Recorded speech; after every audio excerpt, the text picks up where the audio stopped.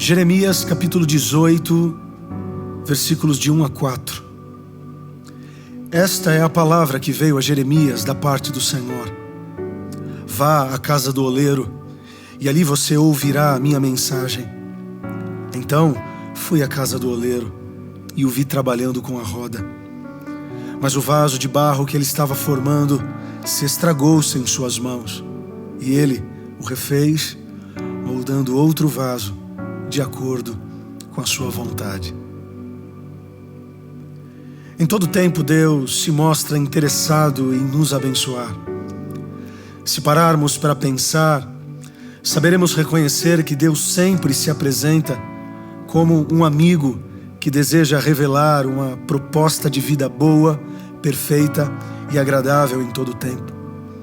Porém, a grande dificuldade nessa relação somos nós mesmos. Diariamente teimamos em estabelecer a nossa vontade, talvez por falta de paciência ou também excesso de livre-arbítrio. Resultado disso, desagradamos o Espírito Santo de Deus. Nosso corpo, que na teoria falamos tanto que é o templo do Espírito Santo, a casa de Deus, o santuário de Deus, a habitação de Deus, mas na prática não é a realidade que gostaríamos que fosse. Por conta de uma série de desobediências cometidas pelo povo de Israel, no momento da história, Deus decidiu aplicar no seu povo um processo corretivo. E o país protagonista para a aplicação dessa correção foi a tão temida Babilônia. Levando o povo dele para o exílio babilônico, Deus não estava fazendo isso com a finalidade de destruir o povo que ele tanto amava. Porém, infelizmente, era a forma educativa mais eficiente que ele, Deus, encontrara para corrigir sua nação que cada vez mais estava distante da sua vontade. Nesse contexto, encontramos muitos profetas, porém um dos mais conhecidos e relevantes foi o Jeremias. Nesse momento de tensão, nesse momento de crise nacional, nem o povo e nem Jeremias estavam entendendo o que Deus queria promover com aquela luta. E como forma de explicar o que estava acontecendo, Deus se apresentou ao Jeremias, dizendo que assim como um oleiro trabalha na recuperação de um vaso, assim ele, Deus, estaria disposto a recuperar o seu povo, os moldando dentro do padrão que ele achasse correto. Esta é a palavra que veio a Jeremias da parte do Senhor. Vá à casa do oleiro e ali você ouvirá minha mensagem. Então fui à casa do oleiro e o vi trabalhando com a roda. Mas o vaso de barro que ele estava formando se estragou-se em suas mãos e ele o refez, moldando outro vaso de acordo com a sua vontade.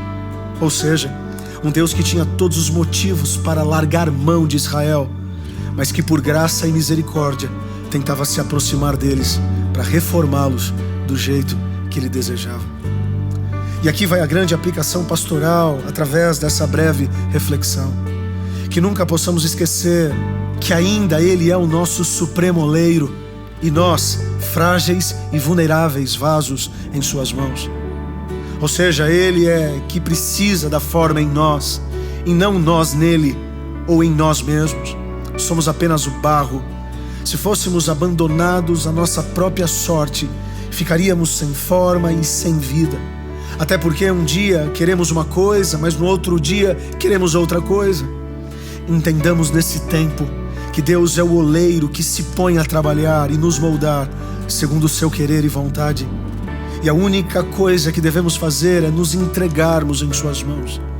É Ele que deve nos modelar, desenhar, pintar, levar ao forno, transformar a massa disforme que somos em algo belo e apreciável. Deus nos criou e está nos modelando e transformando para que sejamos a imagem de Cristo. E um outro detalhe importantíssimo é que a glória do vaso não está em seu material. Não, ele é barro, mas o que tem dentro desse vaso é o que lhe dá beleza e valor. Por isso o apóstolo Paulo escreveu em 2 Coríntios capítulo 4, versículo 7: Temos, porém, este tesouro em vasos de barro, para que a excelência do poder seja de Deus e não de nós. Assim, como cada vaso é uma obra de arte singular, somos também obras-primas do Criador. Não há pessoa que não seja útil e que não tenha o seu papel dentro do propósito divino. Não há pessoa que não seja única, dotada de linhas, cores e formas totalmente distintas de qualquer outra. Deus não faz vasos em série. Cada vaso é singular. A minha oração é que eu e você não venhamos ser difíceis e rebeldes, mas como igreja de Jesus Cristo, possamos estar em todo tempo disponíveis para sermos exortados, consolados e edificados pelo nosso Pai, o grande oleiro de todas as gerações.